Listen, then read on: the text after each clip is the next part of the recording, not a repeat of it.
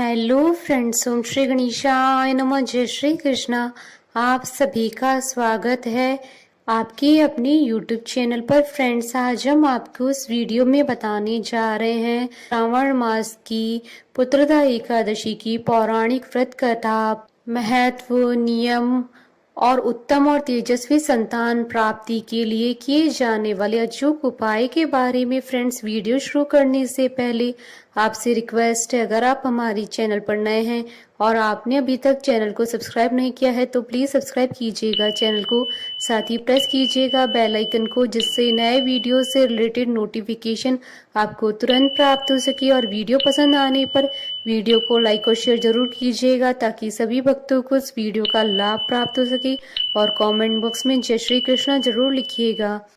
हिंदू धर्म में एकादशी व्रत की बड़ी महिमा है।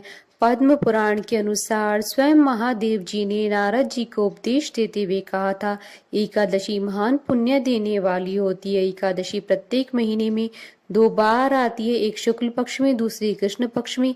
पूर्णिमा के बाद आने वाली एकादशी को कृष्ण पक्ष की एकादशी और अमावस्या के बाद आने वाली एकादशी को शुक्ल पक्ष की एकादशी कहा जाता है। जो भी भक्त एकादशी का व्रत रखते हैं उन्हें एकादशी के व्रत के नियमों का कड़ाई से पालन करना चाहिए तथा अगले दिन सूर्योदय के बाद उपवास का समापन करना चाहिए। एकादशी व्रत के दौरान सभी प्रकार के अनाज का सेवन वर्जित होता है। जो लोग किसी कारणवश एकादशी व्रत नहीं रखते हैं उन्हें एकादशी के दिन भोजन में चावल का प्रयोग नहीं करना चाहिए तथा झूठ व परनिंदा से बचना चाहिए। जो व्यक्ति एकादशी के दिन विष्णु सहस्त्र नाम का पाठ करता है उस पर भगवान विष्णु जी की विशेष कृपा बरसती है। श्रावण मास की शुक्ल पक्ष में जो एकादशी तिथि आती है उसे श्रावण पुत्रदा एकादशी कहते हैं। श्रावण की पुत्रदा एकादशी विशेष फलदायी मानी जाती है। मान्यता है कि इस दिन व्रत और पूजा पाठ करने से संतान प्राप्ति का वरदान प्राप्त होता है। इसके अलावा एकादशी का व्रत रखने से मन की चंचलता समाप्त होती है और धन समृद्धि की प्राप्ति होती है। धार्मिक मान्यताओं के अनुसार इस व्रत को करने से गोदान के बराबर पुण्य की प्राप्ति होती है। आज के दिन भगवान विष्णु जी के साथ ही पीपल की पेड़ की पूजा करने का विशेष फल माना जाता है। जो भी जातक पुत्रदा एकादशी का व्रत रखता है उसे सदाचार का पालन करना चाहिए। इस व्रत में वैष्णव धर्म का पालन करना होता है। इस दिन प्याज, बैंगन, पान, सुपारी, लहसुन, मांस, मदिरा आदि चीजों से दूर रहें। पति पत्नी को भगवान विष्णु जी का ध्यान करना चाहिए और मूली, मसूर दाल से परहेज करना चाहिए। व्रत में नमक से भी दूर रहना चाहिए। साथ ही कांसे के बर्तन में भोजन नहीं करना चाहिए। इस व्रत की पूजा यदि पति पत्नी दोनों जोड़े से करे तो विशेष फल की प्राप्ति होती है। जिन लोगों के पहले ही संतान है वो इस व्रत को करें तो उनकी संतान दीर्घायु होती है। इसके अलावा जो व्यक्ति इस व्रत को करता है उसके समस्त पापों का नाश होता है और मरणोपरांत उसे मोक्ष की प्राप्ति होती है। फ्रेंड्स, अब आइए जानते हैं श्रावण पुत्रदा एकादशी पर उत्तम और तेजस्वी संतान की कामना के लिए किए जाने वाले अचूक उपाय के बारे में। प्रातःकाल पति पत्नी दोनों संयुक्त रूप से भगवान श्री कृष्ण की उपासना करें। संतान गोपाल मंत्र का जाप करें। मंत्र जाप के बाद पति पत्नी प्रसाद ग्रहण करें। गरीबों को श्रद्धा अनुसार दक्षिणा दें, उन्हें भोजन करवाएं। फ्रेंड्स, अब आइए प्रारंभ करें श्रावण पुत्रदा एकादशी की पौराणिक व्रत कथा।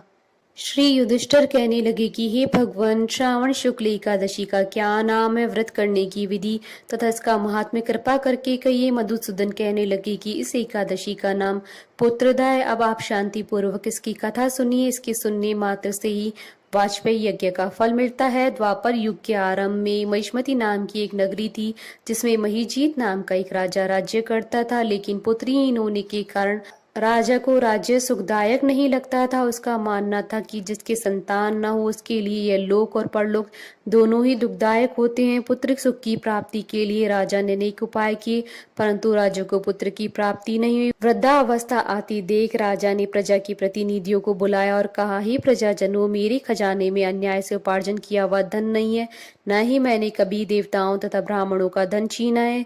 किसी दूसरे की धरोहर भी मैंने नहीं ली है। प्रजा का पुत्र के समान पालन करता हूँ। मैं अपराधियों को पुत्र तथा बांधवों की तरह दंड देता रहा, कभी किसी से घृणा नहीं की, सबको सम्मान माना, सज्जनों की पूजा करता हूँ। इस प्रकार धर्म युक्त राज्य करते हुए भी मेरे पुत्र नहीं है, सो मैं अत्यंत दुख पा रहा हूँ। इसका क्या उपाय है? राजा महीजीत की इस बात को विचारने के लिए मंत्री तथा प्रजा के प्रतिनिधि वन को गए। वहां बड़े बड़े ऋषि मुनियों के दर्शन किए। राजा की उत्तम कामना की पूर्ति के लिए किसी श्रेष्ठ तपस्वी मुनि को देखते फिरते रहे। एक आश्रम में उन्होंने एक अत्यंत वयोवृद्ध धर्म की ज्ञाता बड़े तपस्वी, परमात्मा में मन लगाए हुए, निर्हार, जितेंद्रिय, जितात्मा, जित क्रोध, सनातन धर्म के गूढ़ तत्वों को जानने वाले समस्त शास्त्रों के ज्ञाता महात्मा लोमेश मुनि को देखा, जिनका कल्प के व्यतीत होने पर एक रोम गिरता था। सबने जाकर ऋषि को प्रणाम किया। उन लोगों को देखकर मुनि ने पूछा कि आप लोग किस कारण से आए हैं? निसंदेह मैं आप लोगों का हित करूंगा। मेरा जन्म केवल दूसरों के उपकार के लिए हुआ है, इसमें संदेह मत करें। लोमेश ऋषि के ऐसे वचन सुनकर सब लोग बोले, हे महर्षि, आप हमारी बात जानने में ब्रह्मा से भी अधिक समर्थ हैं, अतः आप हमारे संदेह को दूर कीजिए। महिष्मतीपुरी का धर्मात्मा राजा महीजीत प्रजा का पुत्र के समान पालन करता है, फिर भी वह पुत्रहीन होने के कारण दुखी है। उन लोगों ने आगे कहा कि हम लोग उनकी प्रजा हैं, अतः उनके दुख से हम भी दुखी हैं। आपके दर्शन से हमें पूर्ण विश्वास है कि हमारा यह संकट अवश्य दूर हो जाएगा, क्योंकि महान पुरुषों के दर्शन मात्र से ही अनेक कष्ट दूर हो जाते हैं। अब आप कृपा करके राजा के पुत्र होने का उपाय बतलाएं। यह वार्ता सुनकर ऋषि ने थोड़ी देर नेत्र बंद किया और राजा के पूर्व जन्म का वृतांत जानकर कहने लगे कि यह राजा पूर्व जन्म में एक निर्धन वैश्य था। निर्धन होने के कारण इसने कई बुरे कर्म किए। यह एक गांव से दूसरे गांव व्यापार करने जाया करता था। एक समय है ज्येष्ठ मास की शुक्ल पक्ष की द्वादशी के दिन मध्याह्न के समय, जबकि वह 2 दिन से भूखा प्यासा था, एक जलाशय पर जल पीने गया। उसी स्थान पर तत्काल ही ब्याई हुई प्यासी गौ जल पी रही थी। राजा ने उस प्यासी गौ को जल पीते हुए हटा दिया और स्वयं जल पीने लगा। इसलिए राजा को यह दुख सहना पड़ा। एकादशी के दिन भूखा रहने से वह राजा हुआ और प्यासी गौ को जल पीते हुए हटाने के कारण पुत्र वियोग का दुख सहना पड़ा। ऐसा सुनकर सब लोग कहने लगे कि हे ऋषि, शास्त्रों में पापों का प्रायश्चित भी लिखाया आता है, जिस प्रकार राजा का यह पाप नष्ट हो जाए, आप ऐसा उपाय बतलाइए। लोमेश मुनि कहने लगे कि श्रावण शुक्ल पक्ष की एकादशी, जिसे पुत्रदा एकादशी भी कहते हैं, तुम सब लोग व्रत करो, रात्रि को जागरण करो, इससे राजा का ये पूर्व जन्म का पाप अवश्य नष्ट हो जाएगा, साथ ही राजा को पुत्र की अवश्य प्राप्ति होगी। लोमेश ऋषि के ऐसे वचन सुनकर मंत्रियों सहित सारी प्रजा नगर को वापस लौट आई। जब श्रावण शुक्ल एकादशी आई तो ऋषि की आज्ञा अनुसार सबने पुत्रदा एकादशी का व्रत और जागरण किया। इसके पश्चात द्वादशी के दिन इसके पुण्य का फल राजा को दे दिया। उस पुण्य के प्रभाव से राहनी ने गर्भ धारण किया। प्रसव काल समाप्त होने पर उसकी एक बड़ा तेजस्वी पुत्र उत्पन्न हुआ। इसलिए हे राजन, इस श्रावण शुक्ल एकादशी का नाम पुत्रदा पड़ा।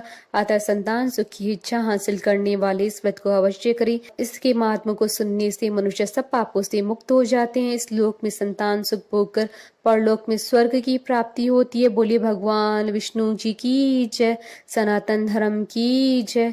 हमारे साथ इस वीडियो में अंत तक बने रहने के लिए आपका धन्यवाद। ओम श्री गणेशाय नमः। जय श्री कृष्णा।